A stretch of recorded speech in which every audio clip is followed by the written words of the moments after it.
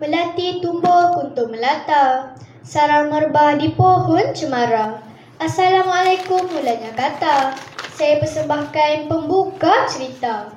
Assalamualaikum dan salam sejahtera. Saya ucapkan kepada barisan panel hakim yang arif lagi bijaksana, penjaga masa, guru-guru, rakan-rakan dan para hadirin sekalian. Hari ini saya akan menyampaikan sebuah cerita yang bertajuk Rajin dan Usaha Tangga Kejayaan. Jom kita dengarkan bersama. Ceritanya bermula di sebuah kampung yang bernama Kampung Titi Sebatang. Di kampung ini tinggal seorang anak muda yang bernama Damak. Damak tinggal seorang diri. Ibu dan bapanya telah lama meninggal dunia. Ibu dan bapa Damak tidak meninggalkan apa-apa harta untuknya. Damak hanya mempunyai sebuah rumah buruk, sepasang pakaian dan sebilah pisau kuntut. Damak bekerja sendiri untuk menyara hidupnya.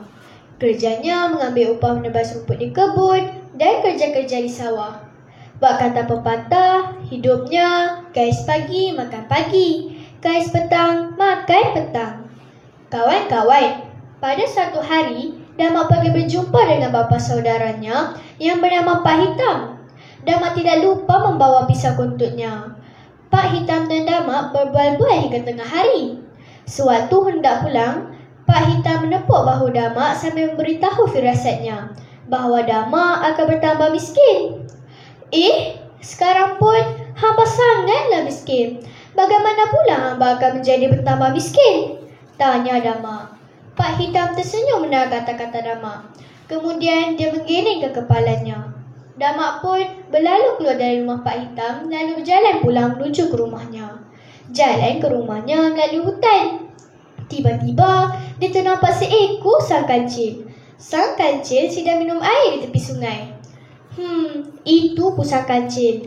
Binatang itu sangat cerdik. Bolehlah hamba peliharanya, fikir Damak. Dari jauh Damak melontar pisau kuntutnya ke arah sang kancil.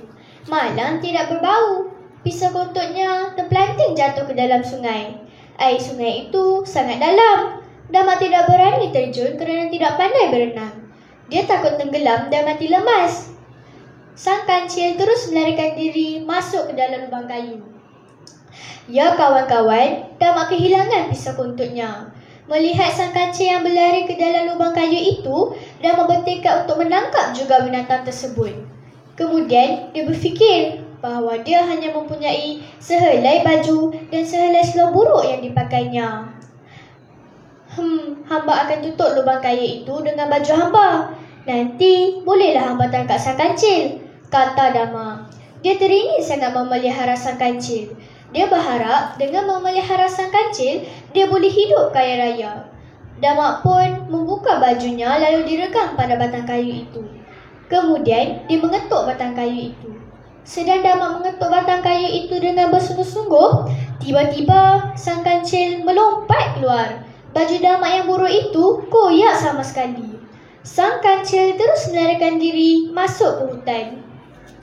Kasihan, Damak tidak mempunyai baju lagi. Tinggallah sehelai seluar buruk pada tubuhnya.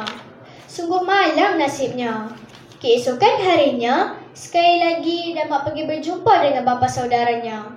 Dia memberitahu Pak Hitam bahawa firasat Pak Hitam memang benar. Pisau kuntutnya hilang dan bajunya pula koyak rabak. Pak Hitam tersenyum mendengar kata-kata Damak. Kemudian dia memberitahu Damak bahawa Damak bukannya miskin, tetapi kaya raya seperti orang lain juga. Damak terkejut mendengar kata-kata pakciknya. Sedangkan dia hanya mempunyai sehelai baju koyak rabak dan sehelai seluar buruk. Pak Hitam menjelaskan bahawa Damak mempunyai tulang empat kerat, mata, telinga dan tubuh badan yang sihat. Damak mengangguk-angguk tanda bersetuju dengan kata-kata pakciknya. Kemudian, Pak Hitam menasihati Damak bahawa menggunakan seluruh anggota badannya dengan sebaik-baiknya untuk menjadi kaya. Keesokan harinya, Damak pun mulalah membersihkan hutan di belakang rumahnya. Perkakas yang digunakan seperti sabit, parang, kapak dan cangkul dipinjam daripada Pak Hitam. Mula-mula, Damak menebang dan menebas pokok-pokok yang besar. Kemudian, dia membakar batang-batang dan dahan-dahan kayu. Setelah membersihkan kawasan semak tersebut, Damak pun mulalah mencangkul dan mengemburkan tanah. Kemudian, dia menanam benih timun, petola, kacang dan terung. Pokok sayuran tersebut disiram dan dijaga setiap hari. Hasil usaha yang bersungguh itu, lama-kelamaan, kehidupan Damak mulai senang. Rumah yang buruk sudah dibaiki, pakaiannya juga sudah berganti. Selain menanam sayur-sayuran, Damak juga menanam buah-buahan seperti rambutan, durian, manggis dan langsat. Akhirnya, buah-buahan yang ditanam oleh Damak juga telah mengeluarkan hasil. Ramai peraih buah datang ke dusun Damak untuk membeli buah-buahan. Itulah berkat usaha dengan menggunakan tulang empat kerat. Damak tidak lagi miskin, malahan menjadi orang kaya dan banyak membantu penduduk kampung. Kawan-kawan, kehidupan seseorang itu tidak akan berubah kecuali dia mengubah nasib diri sendiri. Oleh yang demikian, manfaatkanlah tubuh badan yang sihat. Tulang empat kerat yang Tuhan beri untuk mengubah kehidupan kita. Janganlah kita mengharap belas kasihan orang lain untuk meneruskan hidup. Kita perlu berusaha sendiri untuk berjaya kerana rajin dan usaha tangga kejayaan. Sekian dan terima kasih.